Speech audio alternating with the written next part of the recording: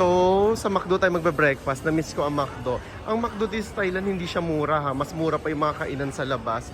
Medyo pricey yung pag kinumpare yung mga food sa labas compare sa McDo. Ito yung mga meal dito sa McDo. Di ba medyo mahal siya? 175 baht. Yun, may 109 pero 160 plus na yun, di ba? Mas mura kumain sa labas kaysa sa McDo. O burger meal nila, ayan, nasa 180 to 290 baht. Sa 357 lahat ng ating in-order. Dalawang rice meal lang yan sa ka-dessert.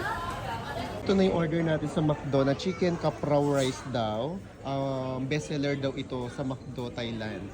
Then, umorder din tayo ng McFlurry Kiss, ang tawag niya. McFlurry Kiss.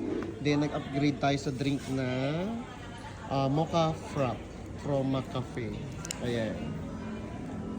Then, umorder din tayo ng, syempre, yung original na McChicken and rice. Ito yung kanilang sauce sa chicken.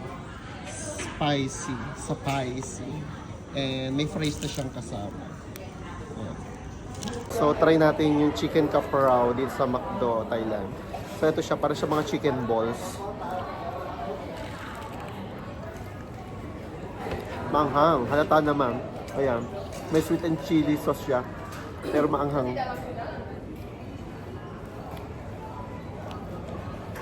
Lasa siyang chicken nuggets na ginawang bilog. Walang something special. Ewan ko bakit naging bestseller dito sa Thailand. Siguro kasi yun yung panlasa nila. Pero lasa siyang chicken nuggets na ginawang bilog. Ito siya, oh. Ayan.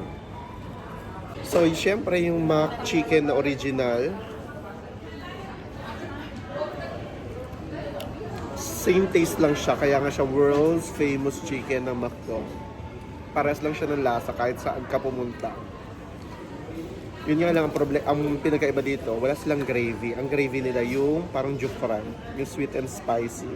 Yun ang sauce ng chicken dito, ng original. Itong mocha frap, ito ang masarap. Kasi nga matamis. Kasi alam, di ba mahilig ako sa matamis. Kalasa niya yung sa yung mocha sa Singapore. Kung nakatikim na rin kayo doon ng mocha frap sa Singapore, kalasa niya yun.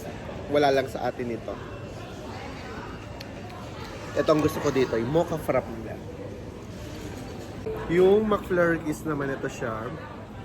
Masarap din siya. Pero may lasa siyang blueberry. More on ganun pala siya, blueberry sa na McFlurry. Mapink-pink. Pero di ba blueberry blue? Baka strawberry nga ito. Strawberry na McFlurry. Na lasang blueberry.